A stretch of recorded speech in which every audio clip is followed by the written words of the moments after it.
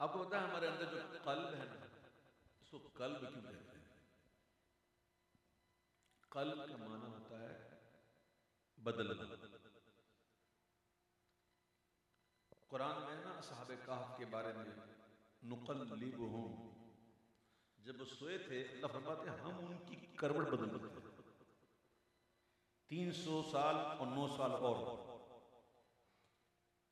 अल्लाह फरमाता है नुक़ल्लिबुहुम, हम उनकी करवट बदलते थे। तो कल्ब जो है ये मतलब है बदलना। आप देखें कल्ब की अपनी एक हालत नहीं होती, हमारे अपने कल्ब की एक कैफियत नहीं होती। कभी एक अजीब कैफियत होती है, कभी खुशी, कभी गम, कभी परवाह नहीं। तो ये अपनी कैफियत को बदलता है, ठीक है। जिस्म में ये कल्ब है ना, इसको बादशाह का मकाम हासिल है। क्या? और ये जो अक्ल है ना, इसको वजीर की हैसियत हासिल है। जिसकी वजीर रुखसत हो जाए, जिसकी अकल काम करना छोड़ दे, तो फिर इसको छूट मिलती है ना, वो जो मर्जी करता रहता है, लोग तो देखते हैं क्या कर रहा है।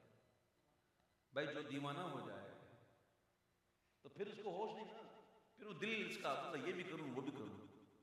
जब तक वजीर सलामत मौजूद है, वो मशवरा देती है ना अली जान ऐसा ना कीजिएगा, ऐसे करेंगे तो ऐसे हो जाएगा।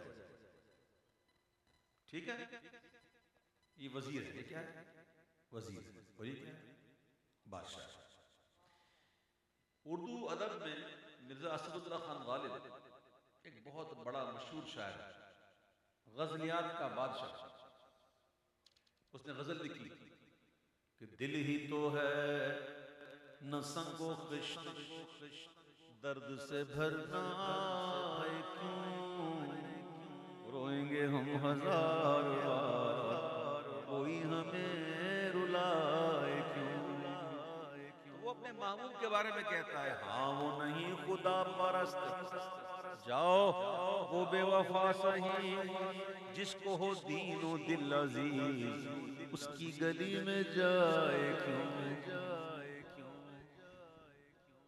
उर्दू को रेख्ता कहते हैं, रेख्ता। ठीक है। तो गालिब की ये गजल थी। अच्छा, वही रदीफ और काफिया इस्तेमाल किया आला हज़रत ने। और गालिब ने लिखी थी अपने महबूब की एक तारीफ में गजल लिखी थी, और आला हज़रत ने इस पर नात लिखी। और इमाम ने जो आला हज़रत कलम तोड़ देते हैं ना, आला हज़रत कहते हैं, जी मैंने अभी जो मिसाल दी ना कल्ब की और बताया ना आपको, ये सुनोगे भाई? हेलो, सुनोगे? आला हज़रत कहते हैं